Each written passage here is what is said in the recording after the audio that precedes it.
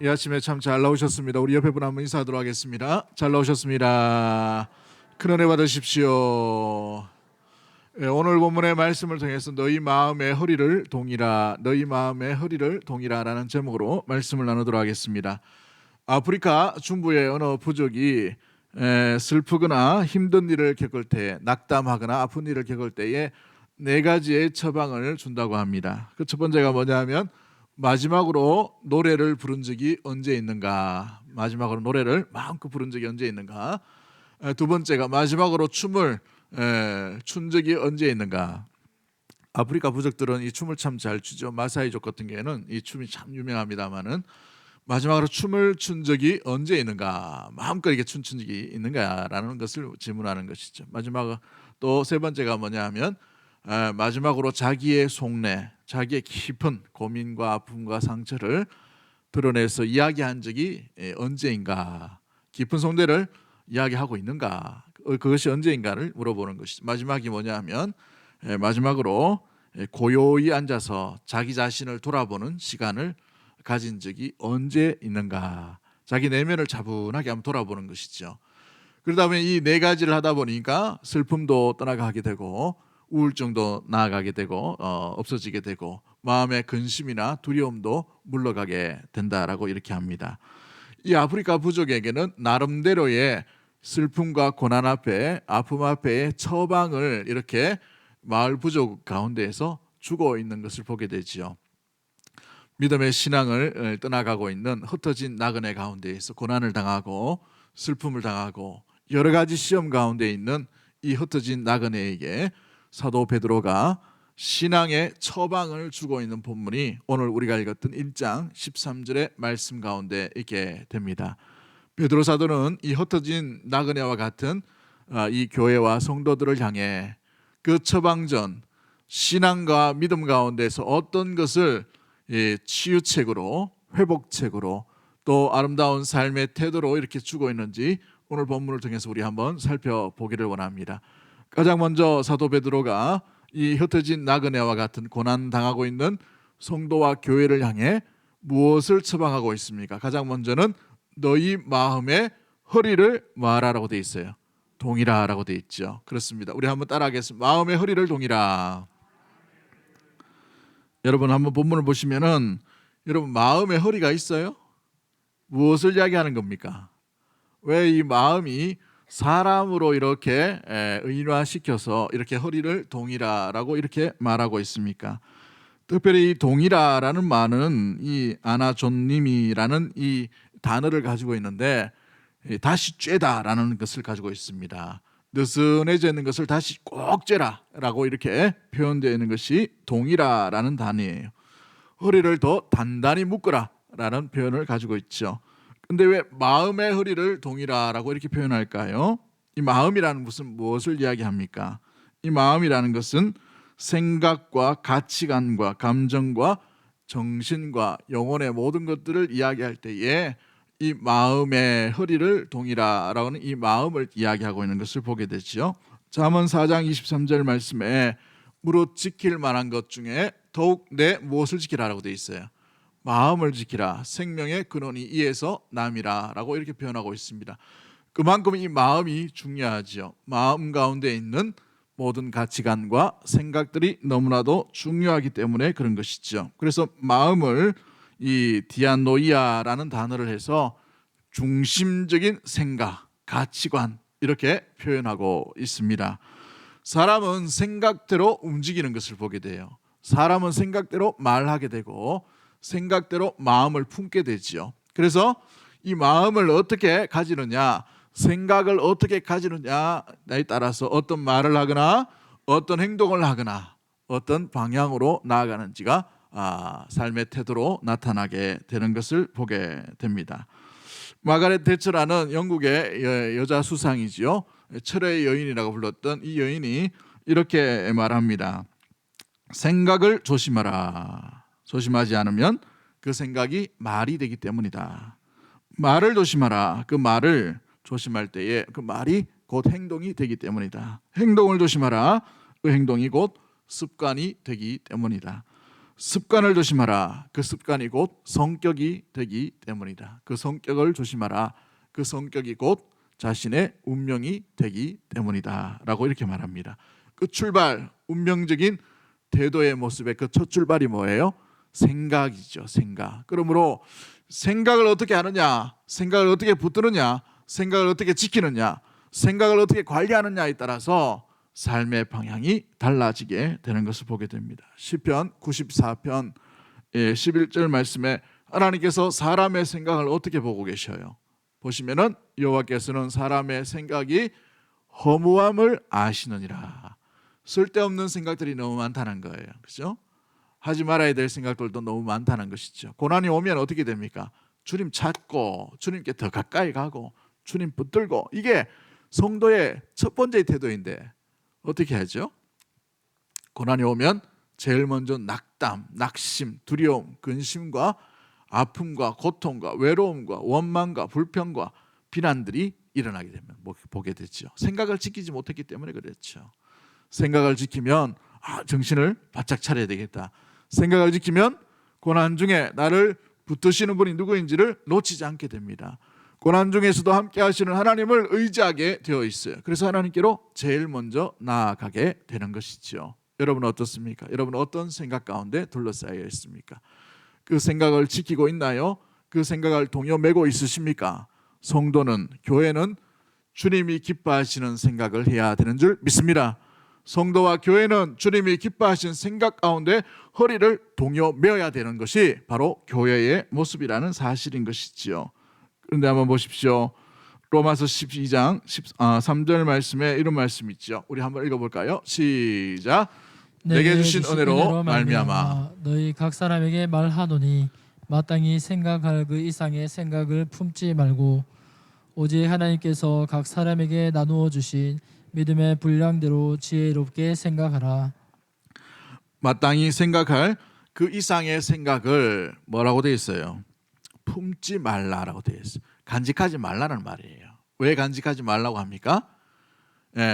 그 좋지 못한 믿음이 없는 그 생각을 가지고 있으면 믿음이 자꾸 떨어지기 때문에 그래요. 낙심과 낙담이 자꾸 오게 되는 것이죠. 그러므로 말미암아 믿음의 분량대로 지혜롭게 생각하라 라고 되어 있습니다. 여러분, 우리는 우리의 생각도 우리 마음대로 생각할 자유가 없어요. 우리 주님 것이기 때문에 그러한 줄 믿습니다. 성도는 하나님 것이죠. 주님께서 피로 값주고 산 몸이기 때문에 우리의 생각도 주님이 기뻐하시는 생각으로, 주님이 원하시는 생각으로 생각의 그 허리를 동여 맬 수 있는, 지킬 수 있는 믿음의 모든 가족들이 되기를 주의 이름으로 간절히 축복합니다. 여러분, 생각을 지키지 못할 때 어떤 일이 일어납니까? 죄는 상상력을 동원합니다. 죄의 상상력이 어떻게 드러나나요? 하와가 어떤 죄의 상상력을 가집니까? 마귀가 와서 유혹할 때에 보암직도 하고 먹음직도 하고 지혜롭게 할 만한 그 상상력이 동원되었어요. 하나님은 정령이 죽으리라 라고 말씀하셨는데 그 선악과를 바라볼 때에 엉뚱한 생각을 하게 되죠. 생각을 지키지 못함으로 동산에서 추방당하는 일들이 일어나게 되었습니다. 가인과 아벨 가운데에서 이 가인이 그 생각을 지키지 못할 때 어떤 일이 일어났습니까? 동생을 들에 나가서 둘만 있을 때에 돌로 죽이게 되는, 생각을 지키지 못함으로 말미암아서 그와 같은 일들이 일어나게 되는 것을 보게 됐죠. 여러분, 바벨탑 사건 잘 아시죠? 우리를 위하여 우리 이름을 내고 탑을 샀자라고 이해합니다. 생각을 지키지 못하니까 어떻게 돼요? 여러분, 우리 이름을 낸다는 것이죠. 하나님 이름을 내는 것이 아니고 하나님의 영광을 위한 백성이 아니라 사람들의 욕심과 욕망에 사로잡힌 탑을 쌓고 있는 것을 보게 되죠. 그래서 하나님께서 임하셔서 저들이 무엇을 하나 보시려고 오셨는데 참담한 일이 일어날 때에 하나님께서 많은 사람들을 흩어버리시는 일들이 일어났던 것이 바로 바벨탑 사건이 아닙니까? 가룟 유다를 보십시오. 은 30에 예수님을 팔 생각이 있었어요. 사탄이 그 생각을 주었죠. 그런데 그 생각을 온전히 뿌리치고 허리를 동이고 주님이 기뻐하시는 생각으로 무장되어 있어야 되는데 예수님을 3년 동안 따라다녔던 측근에서 재정을 맡았던 그 제자였어요. 그러나 이 제자가 어떻게 합니까? 예수님을 팔아버리는 행동까지 이어져가는, 생각을 지키지 못하니까 이와 같은 일들이 일어나지요. 예수님을 따랐던 11명의 제자도 마찬가지입니다. 제일 먼저 호언장담했던 베드로도 마찬가지죠.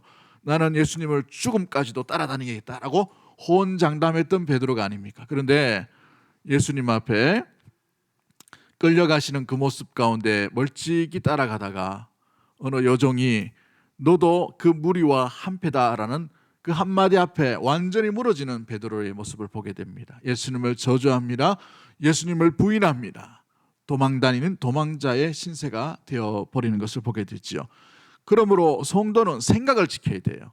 어떤 생각을 가지고 있는가, 어떤 생각을 품는가, 어떤 생각을 간직하고 있는가, 그 생각 가운데 주님이 기뻐하시는 생각, 주님이 뜻하시는, 좋아하시고 즐거워하시고 인정하시는 그 생각 가운데 무장되어야 되고, 그것을 허리를 동이면서 간직하고 붙들어야 되는 것이죠. 그런데 우리 성도들이 어떤 생각에 주로 많이 사로잡혀 있습니까? 여러분은 어떤가요? 무슨 생각을 제일 많이 하셔요? 이 코로나 시국 가운데. 아이고 언제 끝나노, 그렇죠? 며칠 전에 그 영국의 그 의학 박사인지 모르겠지만 그 사람이 나와가지고 그런 걸 한번 뉴스로 이야기하는 걸 들었는데요. 마스크 벗으려면 내년 돼야 됩니다. 이렇게 하더라고요. 야, 2년까지 이렇게 됐는데 내년 2022년도 마스크 벗어야 된다. 코로나 상태가 그만큼 어렵다는 거죠. 자꾸 변종이 일어나니까 그런 것 같죠. 마찬가지입니다. 이런 일이 있을 때 우리의 낙담, 낙심하죠. 백신도 없는데. 저도 이 며칠 뒤에 맞습니다만은 참, 야, 백신 하나만 구한다는 게 이렇게 힘드나 싶기도 하고, 그죠? 이 두려움이 온단 말이죠. 우울증이 더 많이 생겨서 사람들이 예민해요. 뉴스를 보니까 너무나도 자극적인 뉴스들이 너무 많이 나지 않습니까? 집에만 있다 보니까, 마스크만 쓰다 보니까 얼마나 답답합니까? 그러다 보니까 마음에 조금만 이렇게 하면 훅 일어나는 이런 일들이 많이 일어나는 것을 보게 되죠. 여러분, 성도는 성도의 생각을 지켜야 되는 줄 믿습니다. 교회는 교회의 생각을 지켜야 되는 것이지요. 세상은 그렇게 흘러가도, 남은 그렇게 한다 하더라도 주님의 백성인 성도와 흩어진 나그네는 성도로서, 신앙인으로서, 하나님의 자녀로서, 하나님의 백성으로서 하나님께서 인정하시는, 하나님께서 무엇보다도 사랑하시는 자녀답게 그 생각을 온전히 붙들고 지킬 수 있는 믿음의 모든 가족들이 되기를 주의 이름으로 간절히 축복합니다. 출애굽 당시에 이 표현 단어가 그대로 드러납니다. 허리를 동이라, 허리를 매라 라는 장면이 나오죠. 출애굽에서는 이제 애굽을 빨리 벗어나기 위해서 허리를 동이고 서서 음식을 급히 먹으라 라는 표현 가운데에서 허리를 동여 매라, 허리띠를 매라 라는 단어가 나타납니다. 동일하게 오늘 베드로 사도는 흩어진 나그네를 향해서 너희 마음의 허리를 동이라, 허리를 매라 라고 이렇게 출애굽 사건에 빗대어서 표현하고 있어요. 이 표현이 무엇을 의미하고 있습니까? 이 출애굽 당시에는 애굽 땅이 본향이 아니고 거주할 땅이 아니라 지나가는 땅이므로 본향으로 가나안 땅으로 가기 위해서 허리띠를 졸라매고 급히 음식을 먹고 나아가라 라는 표현을 했다면, 동일하게 이 땅에 흩어져 있고 배고픔 가운데 박해를 당하고 있고 어려움 가운데 있지만 이 믿음의 성도들이 이 땅이 본향이 아니라 장차 주의 나라, 하나님의 나라, 임하실 완전한 하나님의 나라가 있음을 기억하고 나그네로서 허리띠를 메고 생각을 지키고 마음을 붙들고 주님이 기뻐하시는 마음 가운데, 믿음 가운데 나아갈 것을 명령하고 있다는 사실이에요. 그렇습니다. 오늘 우리 믿음의 성도 여러분도 마찬가지입니다. 여러분의 마음, 생각의 허리띠를 졸라매고 이 땅에 영원하게 살 것이 아니라 주님의 나라가 있음을 기억하고 본향을 향해 나아갈 수 있는 믿음의 모든 가족들이 되기를 주의 이름으로 간절히 축복합니다. 여러분, 생각을 지키지 못하면 어떻게 됩니까? 똑같은 현상을 바라볼 때에 그 마음이 무너져 버리는 일들이 일어나게 됩니다. 민수기 13장에 가나안 앞에서 안악 자손을 봤던 12명의 지도자들을 보십시오. 정탐꾼들을 보세요. 10명의 정탐꾼들은 뭐라고 생각합니까? 우리가 저들을 바라볼 때 우리는 메뚜기다라고 이렇게 생각합니다. 메뚜기 생각하니까 메뚜기처럼 행동하는 거예요. 메뚜기처럼. 거대한 장대한 이 거인들을 바라보면서 우리가 메뚜기다, 죽을 수밖에 없고 패배할 수밖에 없는 인생으로 자기 자신을 생각하고 있는 것이죠. 생각을 지키지 못하니까 자기 정체성을 잊어버리고 놓쳐버리는 모습들이 나타나게 되는 것이죠. 그런데 갈렙과 여호수아를 보십시오. 저들은 우리의 뭐라고 고백합니까? 밥이라고 되어 있어요. 왜요? 싸움 잘했어요? 아니면 지혜가 충만했어요? 아닙니다. 하나님께서 저들을 우리에게 주셨다라는 생각, 그 믿음, 그 마음에서 생각과 마음이 고정되어 있는 거예요. 그러므로 성도는 말씀, 하나님의 마음에 고정되어 있는 이 허리띠를 졸라맬 수 있는 믿음의 모든 가족들이 되어야 될 줄 믿습니다. 어떤 생각을 하는가, 어떤 마음을 품고 있는가, 너무나도 중요한 가운데 있죠. 시편 14편에 어리석은 자의 고백을 보십시오. 이 어리석은 자의 고백이 뭡니까? 마음에 이르기를 하나님이 없다는도다라고 이야기하고 있죠. 어떤 사건을 당해요. 고통을 당합니다. 어떤 어려움들을 당해요. 보니까 해석이 되지 않는 거예요. 인생이 너무나 이렇게 어려운가, 이렇게 절망스러운 일들이 내게 일어날 수 있는가. 뭔가 좀 잘 될 것처럼 보이는데 또 고비에 어려움이 오고 또 고난이 오고 시험이 오고 이렇단 말이죠. 그럴 때 보니까 하나님이 없는 것처럼 보이는 것이죠. 그런데 성경이 그런 자를 뭐라고 말합니까? 어리석은 자라고 얘기하죠. 그렇습니다. 고난 앞에 하나님이 없다, 하나님이 나와 함께 하시지 않는다, 하나님이 이 땅 가운데 살아계시지 않는다, 이렇게 말하는 자는 어리석은 자예요. 보십시오. 그런데 믿음이 있는 사람은 어떻습니까? 시편 18편 고백이 뭐예요? 나의 힘이 되신 여호와여라고 되어 있어요. 우리 믿음의 성도 여러분, 생각을 지킬 수 있게 되기를 주의 이름으로 간절히 축복합니다. 알버트 아인슈타인이라는 사람은 인생을 이렇게 얘기합니다. 그 인생은 두 가지 방법밖에 없다, 살아가는 데는. 하나는 아무것도 기적이 없는 것처럼, 아닌 것처럼 살아가는 것과, 하나는 모든 것이 다 기적으로 바라보는 것, 그것을 바라보며 살아가는 것.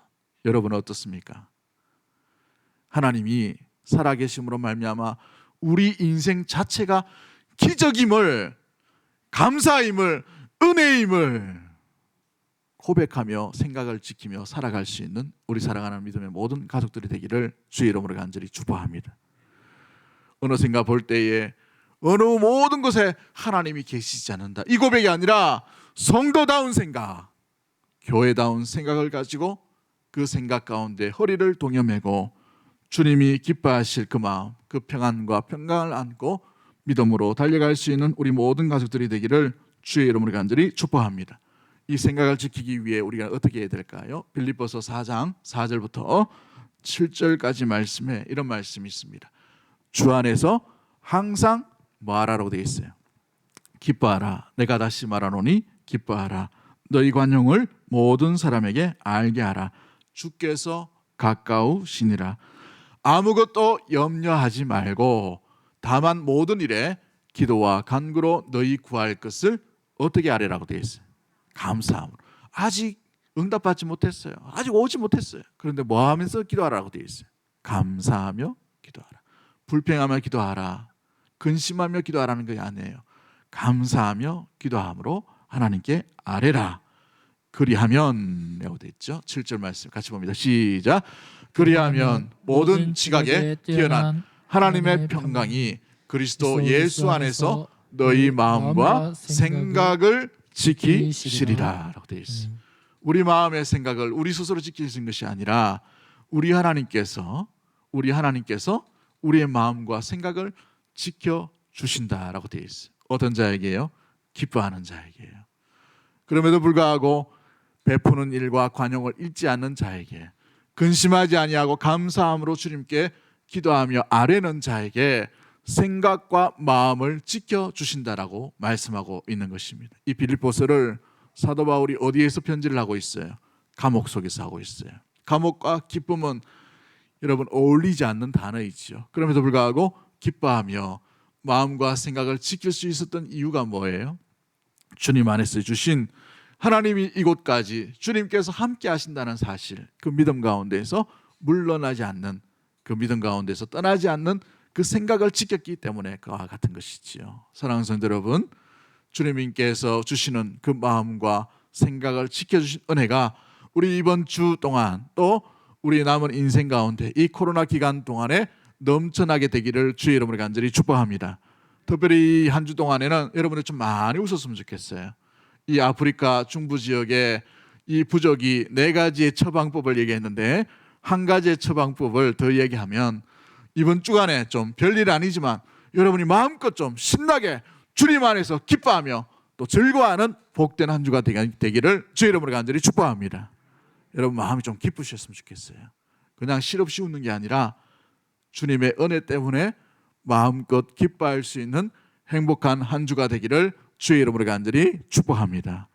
마음이 기쁘고 마음이 감사하면 지나가는 새 한 마리 봐도 감사하고, 그죠?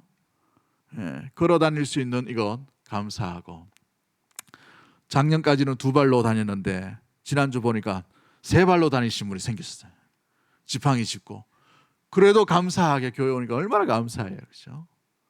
4발 계신 분도 계시겠지만 여러분, 그렇죠. 감사로 바라보고 기쁨으로 바라보면 모든 것이 다 감사할 수 있습니다.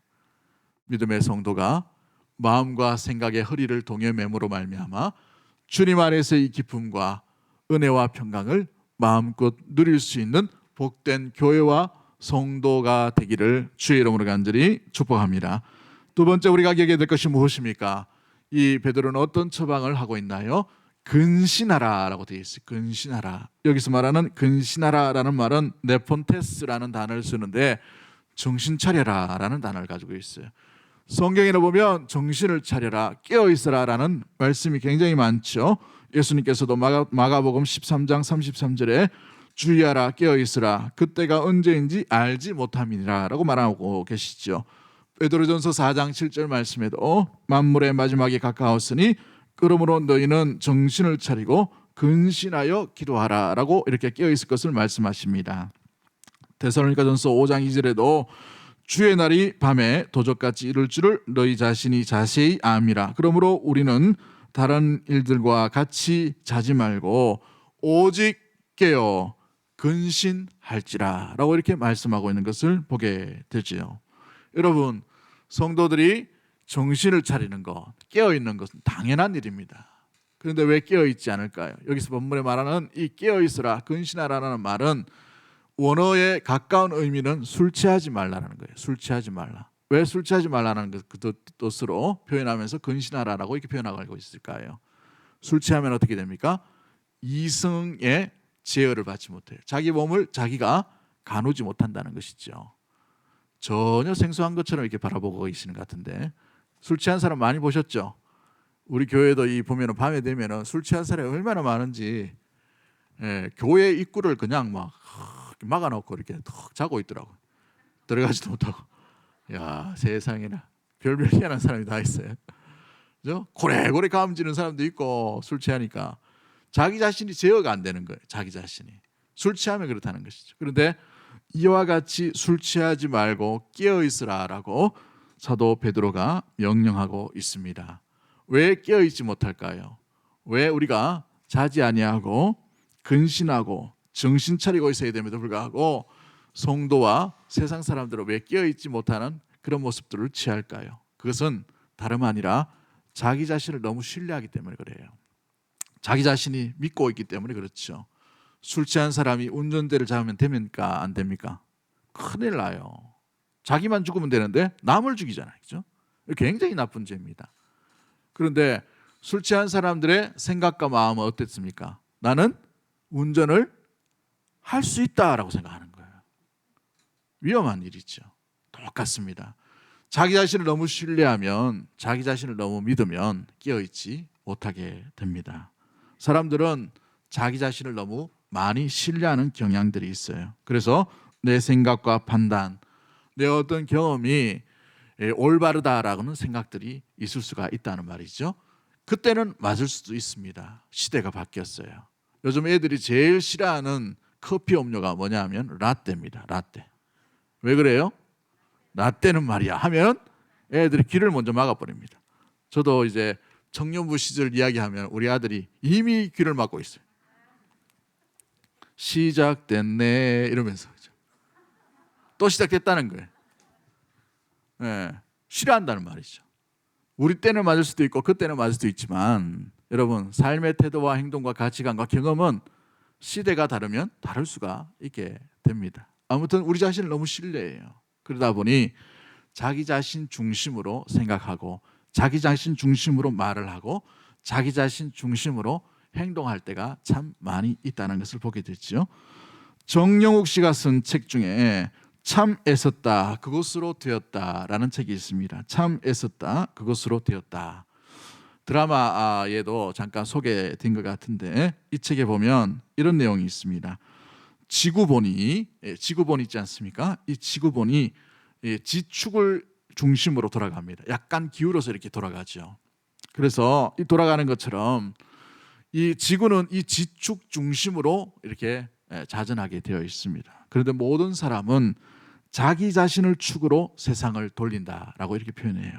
자신의 입장에서 자신의 기준으로 자신의 지식으로 그렇기 때문에 단순히 입장차인 모든 일에 서러움을 느끼고 서운함을 느끼고 시기가 생기고 싸움이 붙고 서로에게 해를 입히기도 한다라는 것이죠. 그래서 전부 자기 자신 위주로 세상을 돌리고 있기 때문이다라고 이 젊은 작가가 그 책에다가 이렇게 표현해 놓았더라고요. 그런데 이것을 보면서 느낀 게 뭐냐면 흩어진 나그네가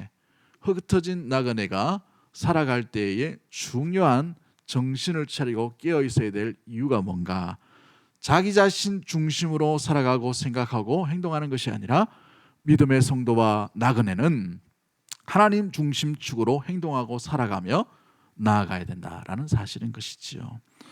우리는 자기 중심축이 아니라 주님 중심축으로 살아가야 되는 존재인 줄 믿습니다.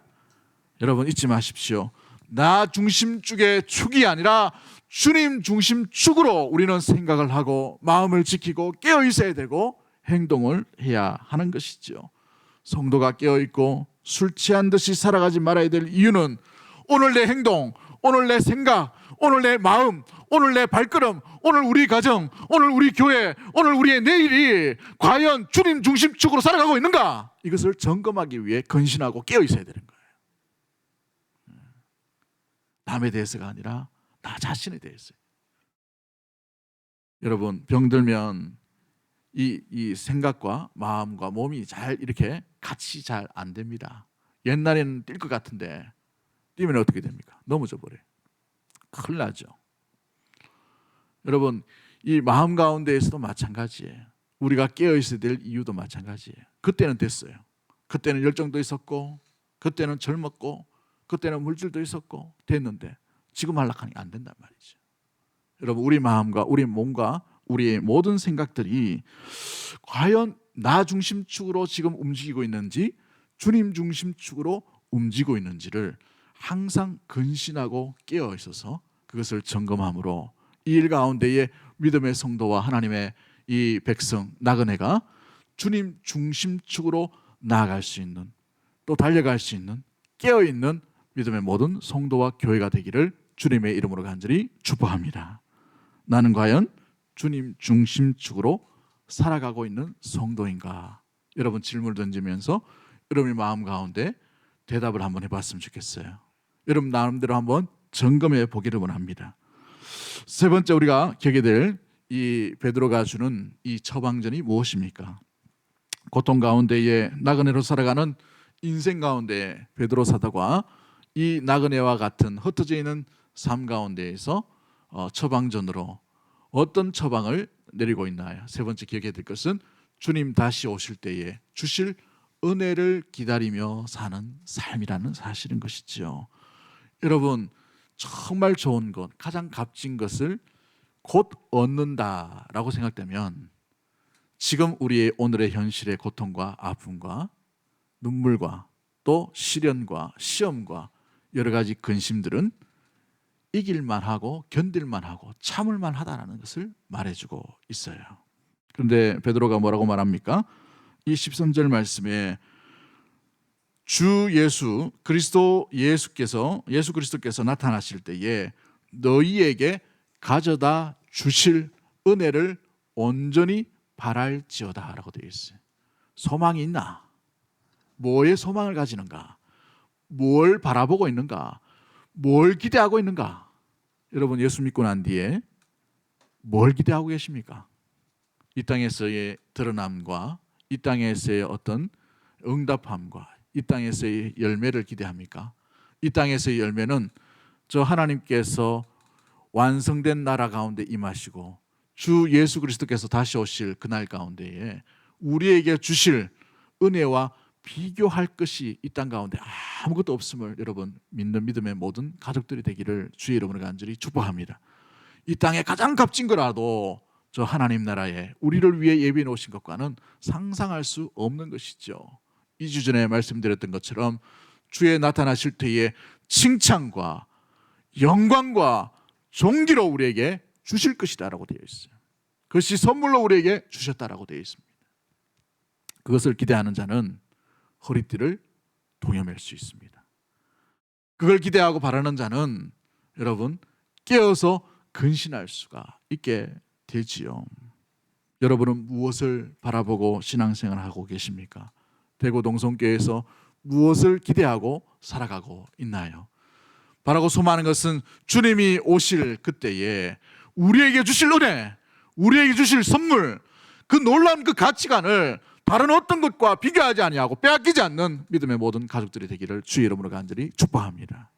그것이 가장 존귀하고 그것이 가장 값지고 그것이 가장 소중하다면 이 땅에 있는 우리가 허리띠를 매야 되는 것, 깨어 있어야 되는 것, 근심하는 것, 여러 가지 시험 가운데 있는 것도 인내할 수 있고 참을 수 있고 견딜 수 있게 되는 것이죠. 시편 42편 5절 말씀에 내 영혼아 내가 어찌하여 낙심하며 어찌하여 내 속에서 불안해하는가? 너는 누구에게 소망을 두라라고 되어 있어요? 하나님께 소망을 두라라고 되어 있어요. 그가 나타나 도우심으로 말미암아 내가 여전히 찬송하리로다. 여러분의 소망을 변하지 아니하고 변하지 아니하시고 바뀌지 아니하시고 전능하시고 놀랍게 창조주 하나님을 소망할 수 있는, 기대할 수 있는 믿음의 모든 가족들 되기를 주의 이름으로 간절히 축복합니다. 그 하나님의 나라를 소망할 수 있게 되기를 주의 이름으로 간절히 축복합니다. 그 하나님의 나라는 완전한 나라요. 그 하나님의 나라는 완벽한 나라요. 그 하나님의 나라는 불편함이 없는 온전한 나라임을 여러분 사모할 수 있는 이 사모함이 여러분 가운데 빼앗기지 않게 되기를 주의 이름으로 간절히 축복합니다. 시편 62편 1절 말씀에 나의 영혼이 잠잠히 하나님만 바라며 나의 구원이 그에게서 나는도다. 잠잠히 하나님만 바라본다고 있어요. 고난 가운데 있습니다. 고통 가운데 있어요.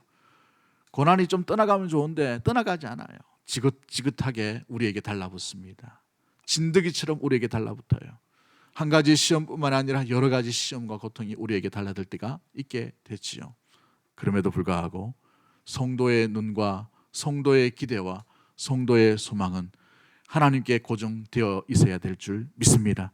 장차 임하실 그 하나님의 나라의 존귀와 영광과 칭찬이 인내하는 자에게, 견디는 자에게, 끝까지 충성하는 자에게, 끝까지 주의 말씀 가운데 있는 허리띠를 동여매고 근신하고 깨어있는 자에게 주실 아름다운 은혜요 선물임을 잊지 않는 믿음의 모든 가족들이 되기를 주의 이름으로 간절히 축복합니다.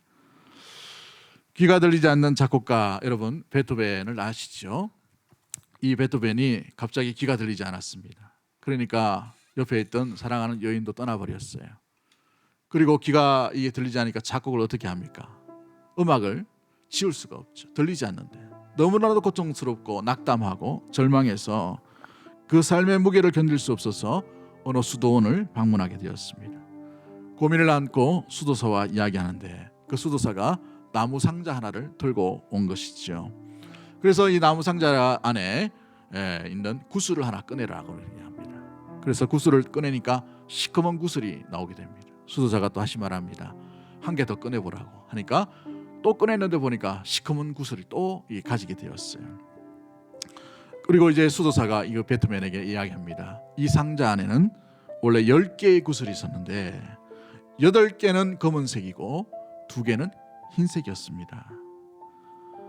그래서 이 검은 구슬은 어떤 불행과 고통과 아픔과 슬픔을 상징한다면 이 흰색 구슬은 행운과 행복과 희망과 소망을 의미하지요. 어떤 사람은 흰 구슬을 먼저 뽑아서 빨리 행복과 성공과 소망을 누리고 살아가는 것처럼 보입니다. 또 어떤 사람은 자네처럼 당신처럼 연속으로 검은 구슬을 고통, 절망, 아픔, 낙심, 시험 여러 구슬을 뽑기도 하게 됩니다. 그런데 이 수도사가 베토벤을 쳐다보면서 이렇게 말합니다. 그런데 중요한 것은 아직 이 상자 안에는 8개가 남아있고 그 중에는 2개의 흰 구슬이 여전히 남아있다는 것입니다. 가장 좋은 것은 아직 오지 않았다는 것이지요. 사랑하는 성도 여러분, 우리가 고통과 절망과 낙담과 아쉬움과 슬픔과 절망이 우리 가운데 올 때에 이 구슬이 세상 끝나는 것처럼 보여지고 이 구슬이 절망 가운데에서 왜 내게 이런 고통들이 오나, 왜 이런 어려움들이 연속해서 찾아오나 이렇게 불평하고 낙담하고 절망할 때가 있습니다. 그럴 때마다 하나님이 계시는가? 내가 믿는 믿음이 정말 옳은 것인가? 교회에 이렇게 열심히 다니는 것이 정말 옳은 것인가? 라고 의심하며 의문을 품고 절망의 자리, 낙담의 자리에 거할 때가 있지요. 그런데 가장 좋은 것은 아직 오지 않았습니다. 완전한 나라, 완성된 나라는 아직 우리 가운데 임하지 않았다는 것이, 완벽하게 임하지 않은 나라, 그러나 오실 그 하나님의 나라, 우리에게 칭찬과 영광과 존귀로 은혜로 선물을 주시는 그 귀한 날들이 임하게 된다라는 사실입니다. 여러분, 좀 더 견디시길 바랍니다. 좀 더 인내하시길 바랍니다. 좀 더 여러분의 느슨해진 허리띠를 졸라매시길 바랍니다. 생각의 끈들을 졸라매시길 바랍니다. 그래, 주님이 살아계시지. 그래, 주님이 역사하고 계실 거야. 그래, 주님은 지금도 일하실 것이야. 이 흩어진 나그네와 같은 우리 인생 가운데 내버려 두지 아니하시고 나의 힘이 되신 여호와야, 나의 목자이신 하나님, 나를 인도하여 주시는 하나님, 내가 사망의 음침한 골짜기로 다닐지라도 해를 두려워하지 않을 것은 그것 가운데에서도 주께서 나와 함께 하심을 믿는 생각 가운데, 믿음 가운데 가고 있는 것이지요. 가장 좋은 것은 아직 오지 않았습니다. 여러분의 느슨해진 생각의 허리띠를 동여매고 깨어서 주님 오시는 그날까지 주와 함께 믿음의 행진을 아름답게 달려갈 수 있는 믿음의 모든 가족들이 되기를 주님의 이름으로 간절히 축복합니다. 우리 찬양 한번 고백하면 나도록 합니다. 주님 다시 오실 때까지, 주님 다시 오실 때까지 나는 이 길을 가리라.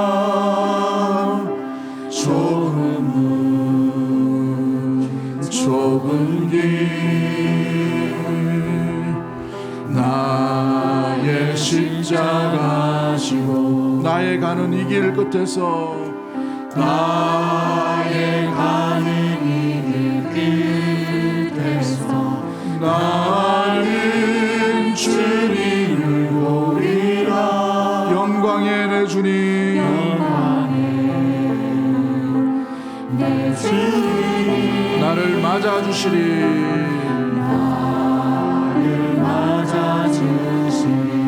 주님 다시 오실 때까지, 주님 다시 오실 때까지 나는 일어나 달려가리라. 나는 일어나 달려가리라. 주의 영광 온 땅 덮으리. 나는 일어나 노래하리. 나는 일어나 노래하리. 내 사모하리.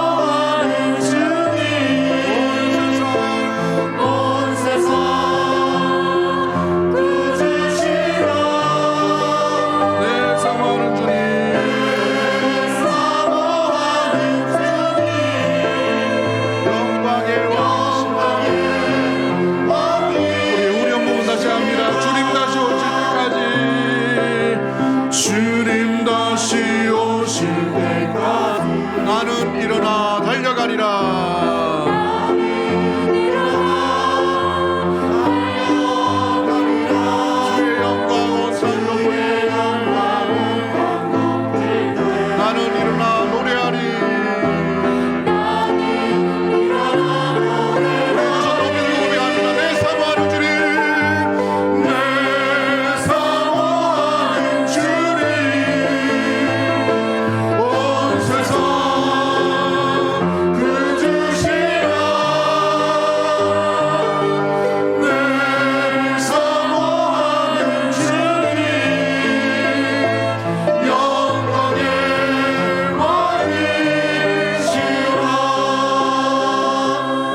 합심해서 한번 기도하기를 원합니다. 고난과 아픔과 또 고통 앞에서 우리는 어떤 태도와 어떤 생각을 지키고 있는지 돌아보기를 원합니다. 성도의 생각, 교회의 생각을 붙들 수 있고 지킬 수 있도록 우리의 허리를 메어낼 수 있도록 주님 인도하여 주시고, 우리는 잠자는 자인지 근신하고 깨어서 정신을 차리고 나를 의지하는 것이 아니라 주님 중심축으로 살아가고 있는지를 돌아볼 수 있도록 도와주시옵시고, 아버지, 가장 값진 것이 아직 오지 않았음을 기억하며 오실 주님, 주실 하나님, 그 하나님의 은혜와 칭찬과 영광과 존귀, 그 나라 그 아침 가운데 임할 때까지 주님께서 주신 이 나그네의 삶, 주님이 주신 이 고난의 삶을 끝까지 경주하며 달려갈 수 있는 이 길 끝에서 주님을 맞이할 수 있는 우리의 심령과 우리 가정과 우리 교회와 우리 믿음의 모든 심령들 될 수 있도록 도와달라고, 그런 마음 가지고 우리 주여 한번 해주시고 동성으로 합심해서 한번 기도하도록 하겠습니다. 주여.